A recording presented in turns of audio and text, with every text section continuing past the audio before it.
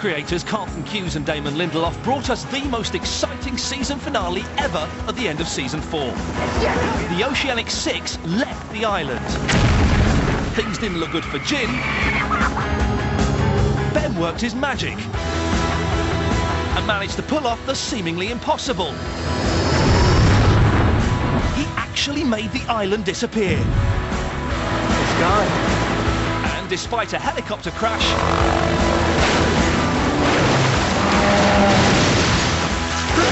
the Oceanic Six made it back to civilization.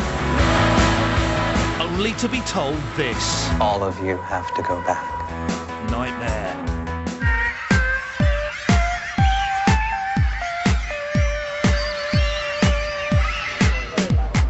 I feel like I've won a competition to be here on the island of Hawaii where they filmed Lost. I've got to try and calm down a little bit though, because I don't want to go rushing up to Sawyer and touching him. I'm a little bit nervous, if I'm completely honest. There's people in Dharma Initiative jumpsuits. There's the Volkswagen Beetle that Early drives and kills people with.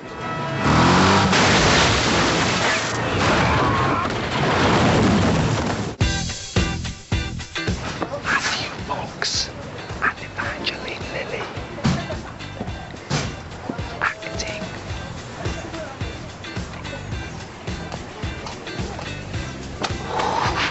Wicked!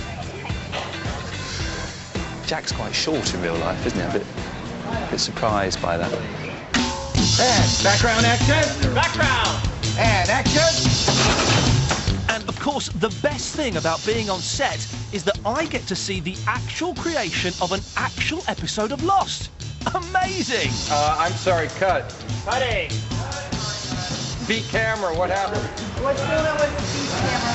Camera died. Hey.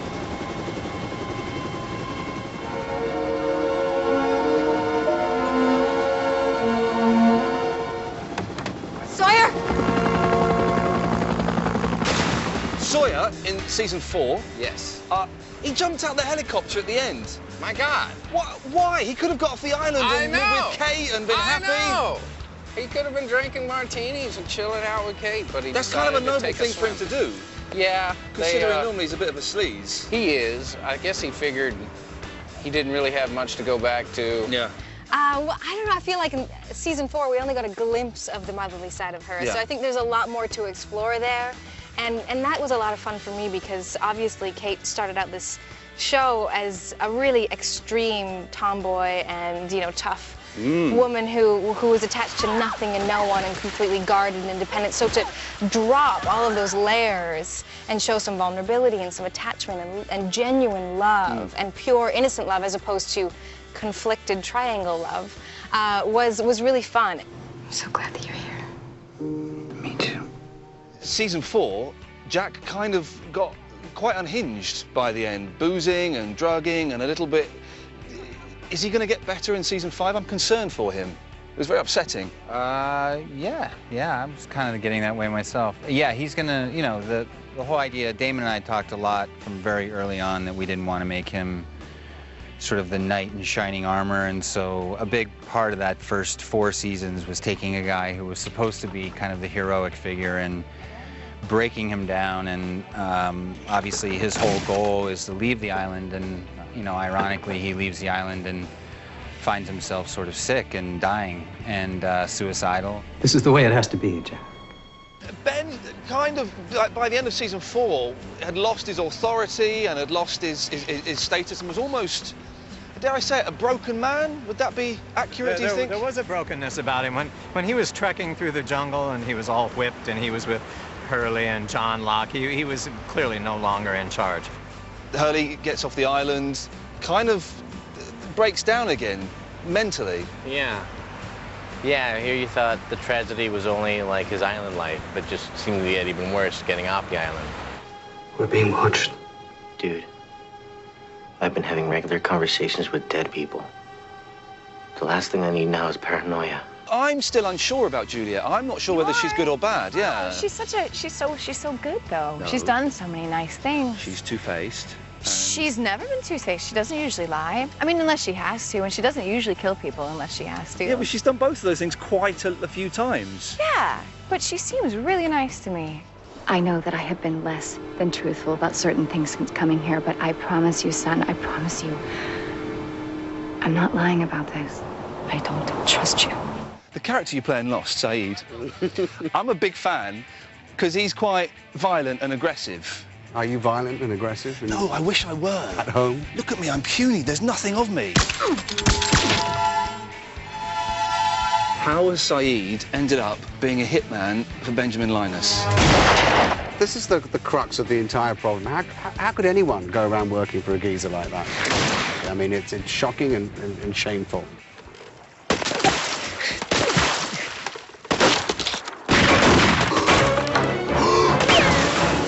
Desmond gets off the island, meets Penny. I genuinely got a little bit teary, a bit upset about that. It was a beautiful moment.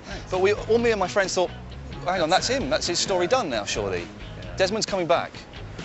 Yeah, because I'm working. And we're in season 5 now, episode 10. What is it you think that makes Lost so popular and so consistently successful? I think, I mean, it's, you know, it's mixed with everything, you know. Not only do you have multicultural, you know, cast, but you have time traveling, you have flash forward, flash back. It's because of the writing and the universal sort of themes that are in it. And you have all these characters, and as the series goes on, you learn more about them, and I think that's the most intriguing thing about Lost. Once you think you figured out a character, next episode, that character is completely a different person. Jen, your wife had an affair. What?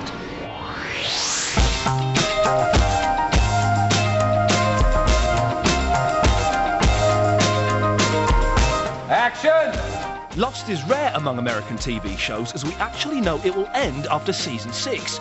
I wanted to know what that meant for the actors. And cut, beauty. Print, thank you. Cutting reset. This is a very rare situation. I think most television shows get run on for a very long time. Networks have never called the end to a series before it's usually run deep into the ground. Yeah. The fact that the people involved campaigned to have a fixed amount of time on the show, they knew how much story they had to tell, and they knew how much time they needed to tell it. They felt, because of the nature of the storytelling on Lost, that it was essential that we not only promise our audience, but all of us as the filmmakers of the show needed to know we were building toward an ending. Right. Which is what Stephen King said from the beginning. He said, greatest show that's ever been on television, but you have to end it. I have to say, I think it's very brave, especially from the writers, to have an end date on a successful show like this, you know. And I love the fact that to them, you know, quality matters more than quantity. Each episode is going to be a chapter in moving this story towards its conclusion, and so I think the show will have more momentum. So as soon as they had an ending in sight, everything got tightened up, and the ship was firmly on course. It brought back an excitement that we had in season 1. It gives a good kind of urgency to the storytelling. And I think that ultimately it's keeping us alive and keeping us happy and keeping us grateful, because we know that eventually it's going to be gone, so we might as well savor it while it's here. But, you know, there are days where I'm driving to set at, 5 a.m. in the morning, and I'm thinking, probably the last time I'll be here. All right, Matthew, your drink's coming. I love it. Hey, I'm halfway through my time on set. Coming up, more interviews of the cast. Do you know how it ends? Yes. But I'll tell you everything that happens. Yeah. There's the exclusive. You've heard it here first. Time zones and... Cut that. Oops, I'm fired. Now, Matthew told me the bar's through here, so let's have a look.